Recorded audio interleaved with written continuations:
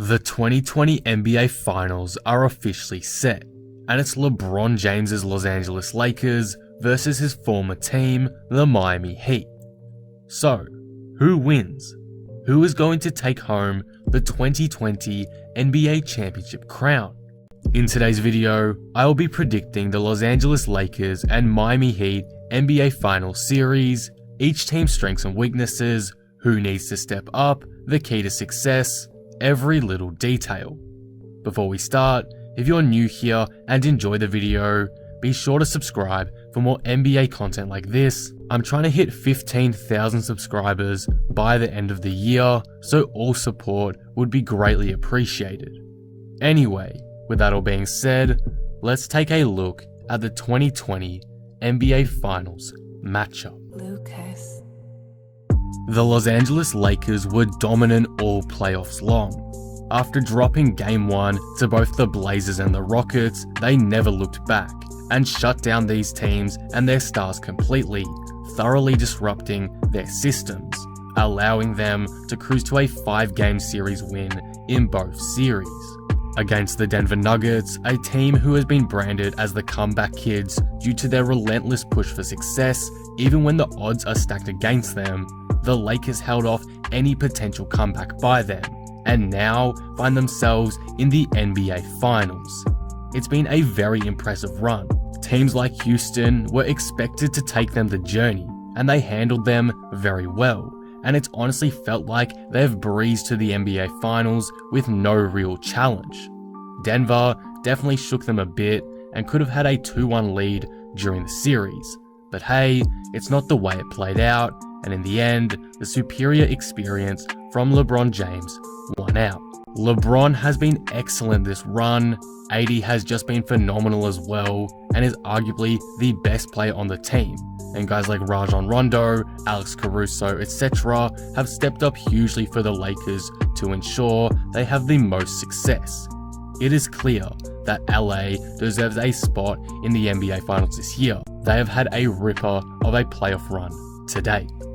The Miami Heat have been by far the most surprising team this playoff run, but also one of the most fun and special teams to watch.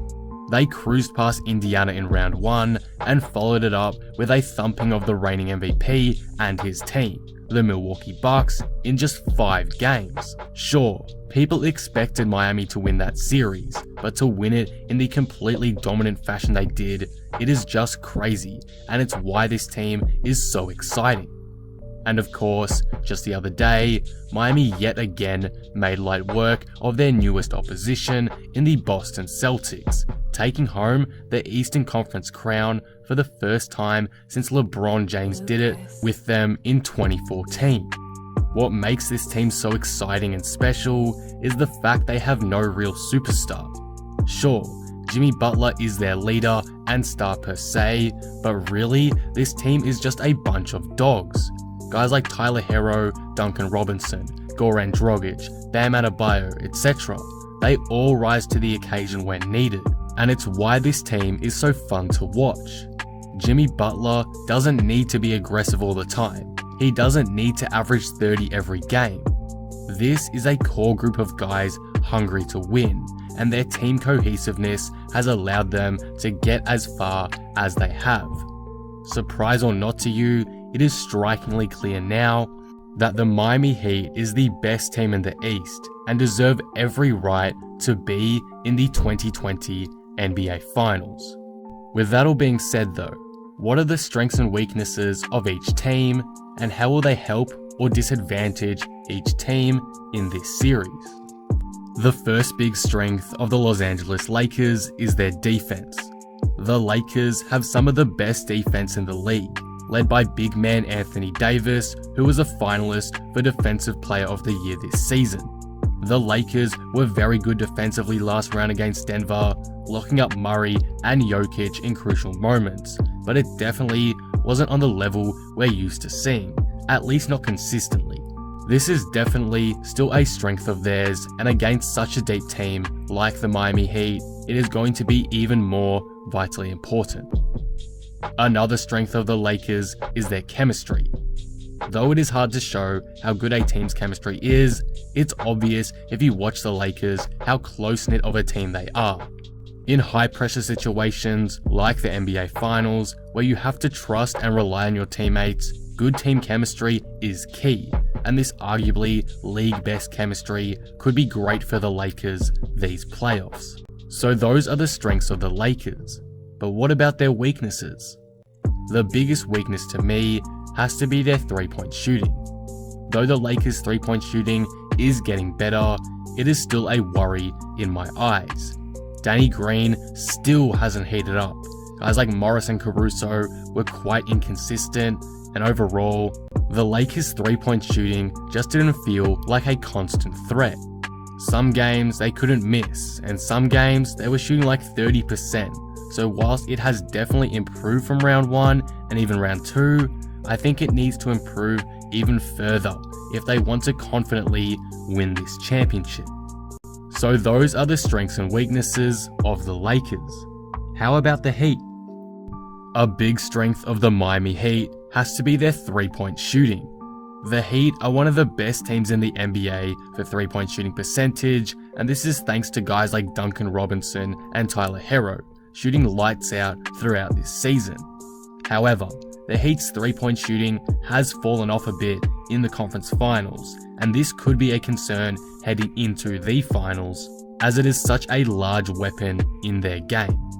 Thankfully, the Lakers guards aren't exceptional defensively, so that could help them, but it will need to improve if they wish to win this series. Guys like Robinson need to heat up and need to stay consistently on fire. Another strength of Miami's is their team chemistry. The reason why the Heat were so good this season is because they mesh so well together. This team has probably the best chemistry out of any team in the league, and though that is hard to measure, you can just see it when they're out there. Last series versus Boston, we saw this many times, and I think the passion they all show allowed them to close out important games, like Game 4 with Tyler Herro's breakout performance. In high-pressure situations, team chemistry is very important, like I said with the Lakers, which is why I have it as a strength for Miami today. So those are the strengths of the Heat. But what are their weaknesses? The biggest weakness I can think of for Miami is their transition offense and overall fast break scoring. Due to their slow pace, the Heat are one of the worst teams in the NBA at running the fast break, and that's seen with their bottom 5 fast break points per game. Against the Lakers, this could be costly, as the Lakers are one of the best fast break teams in the league, averaging the most transition points per game out of the 4 teams remaining. If Miami can control the pace and avoid turnovers, they should be able to survive/mask this weakness, but it is a pretty big concern in my eyes as we enter the finals, especially considering the team they will be playing. So those are the strengths and weaknesses of both teams. Now, let's take a look at a player or two from each team that needs to step up this series in order for their team to have the best chance at winning. The player who needs to step up for the Lakers, in my opinion, is LeBron James. Now, I'm not going to say LeBron was bad last series versus Denver, because he wasn't. For the most part, he was excellent. He played some phenomenal defense and had a couple great scoring outputs. However, the biggest problem he had in this series, in my eyes, was his play down the stretch and his lack of aggressiveness at times. For example, in Game 2, LeBron went out firing and had 20 points in the first half. However, he for some reason stopped attacking after that and finished the game with only 26 points as Denver nearly pulled off the comeback and win. I get that LeBron is a fantastic passer and playmaker, and that he will always make the right basketball play first before making a personal play. But if the Lakers want to win this series, he needs to turn on that attacking mentality and be the Lakers' dominant scorer. Just look at Game 5. He was the one shooting all the big shots down the stretch, and it paid off, scoring 16 points in the final quarter. We all know how good he can be when he's looking to score, and he must continue that in every game of the NBA Finals to guarantee the Lakers the championship this season and perhaps another Finals MVP to his trophy cabinet.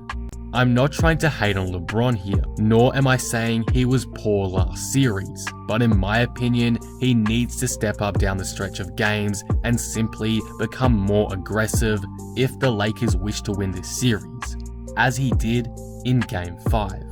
For the Miami Heat, the player I'm going to say that needs to step up is Jimmy Butler, and it's honestly for a very similar reason to LeBron James. He needs to be more aggressive. As I stated earlier, he's been able to not be too attacking this season because there are so many players on the Heat that can step up and take over, like Tyler Herro, Jokic, and Adebayo. But in such an important series like the NBA Finals against such a quality team, I think it is essential for him to do so. The majority of this Heat team is inexperienced and young, and they need a leader they can rely on and go to in hard situations. Whether it's scoring the ball, making plays, or boosting the young players' confidence, Jimmy Butler's impact is going to be needed more than ever this series. Like LeBron, Jimmy Butler doesn't need to step up because he was bad in the conference finals. He needs to step up to go from a good to great player. If he continues to have those occasional games where he shoots only like 8 times and is more passive creating offense, then I struggle to see the Heat winning this series. However, if he comes out motivated and hungry and with the mentality that he will make the winning plays like he did against Milwaukee and in games 1 and 2 versus Boston, then the Heat may be a great chance at upsetting LA. Butler has the potential to make the most impact for any player on the court this series. It's just up to him to decide whether he'll meet that potential. The key to success for the Lakers is to not let the Heat shooters get hot. As we saw in games 4 and 5, when mainly off-ball shooters like Duncan Robinson and Tyler Herro get going, they can be incredibly hard to stop. They attract a lot of attention, and this then allows more spacing for guys like Jimmy Butler, making Miami's offense incredibly hard to halt. If the Lakers can prevent a hot shooting performance by a Miami Heat player for 4 games this series, they've got a great chance at winning in my eyes. For the Heat, the key to success has to be their defense, as well as controlling the pace of the game. LeBron and AD's impact on this series is going to be crucial to LA's success, so if Miami can minimize them as much as possible, they'll give themselves the best chance at winning this series. Bam Adebayo can guard Davis relatively well. We saw it in the regular season and when he had to play on Giannis, and though LeBron will be a lot harder to slow down, I think it's very possible for Miami to do so. I know this is very cliche, but Miami must force the Lakers to rely on their role players for buckets over their stars, and essentially make them play more passively. By controlling the pace also and playing more half-court basketball, it can destroy momentum a team is building up, and as the Lakers are generally a fast-paced team, this could be used to Miami's advantage. But with that all being said, after looking at the strengths and weaknesses of both teams, the players who need to step up, and the keys to success, who is winning this series? Who will be the 2020 NBA champions in my opinion?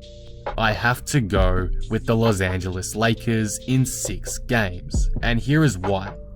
For one, the Lakers are simply the better team. They've got 2 top 5 players in the league, whilst the Heat don't really even have one top 10 player, depending on where you rank Butler, and whilst both have had amazing playoff runs, I don't think it's hard to argue that the Lakers look much more superior.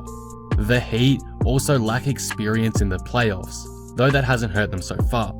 But seriously, the Lakers have guys like LeBron and Rondo, who are accustomed to the pressure of the NBA Finals, whilst for the Heat, aside from Iguodala, they don't really have anyone with experience in the big dance. The Heat also don't match up too well with the Lakers. Sure, they can outplay their bench, and Bam Adebayo has the capability to slow down Anthony Davis, but this isn't going to be as simple as it was to shut down Giannis.